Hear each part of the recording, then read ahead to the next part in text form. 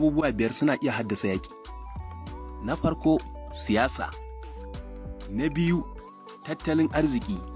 Na uku, ƙabilanci. Na huɗu, al'adu. Na biyar shine addini. Wannan abubuwa biyar masana sun ce shine ginshiƙin kowane yaƙi. Babu shakka wannan ne ya jawo yaƙin basasar Najeriya, wanda ya fara daga 6 ga watan Yulin shekara ta 1967 har zuwa 15 ga watan Janairun shekara ta 1970, wanda aka fi sani da yaƙin Biafra. Yaƙin Biafra yaƙi ne da aka gwabza tsakanin Najeriya da Jamhuriyar Biafra. Wani yanki ne a Najeriya da yake ƙoƙarin ɓallewa.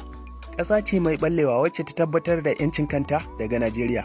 A shekarar 1967, Janar Yakubu Gowon shi ne ya jagoranci Najeriya, yayin da Laftanar Kanar Chukwuemeka ya jagoranci ƙasar Biafra. Biafra dai na wakiltar kishin ƙasa ne na ƙabilar Igbo, wanda shugabancin suke ganin ba za su iya zama da gwamnatin tarayya ƙarƙashin muradin Hausa Fulani Musulmi na arewacin Najeriya ba.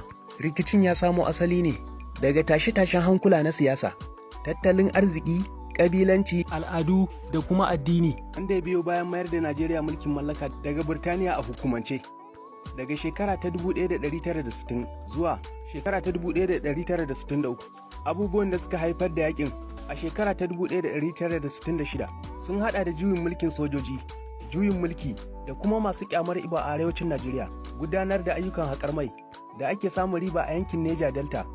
Shi ma ya taka muhimmiyar rawa, kuma ya kasance wani bangare na goyon bayan Faransa ga Biafra. Yawwa 'yan uwa, sai mun haɗu da ku a kashi na biyu domin ci gaba da kawo muku labarin. A daɗe ana yi.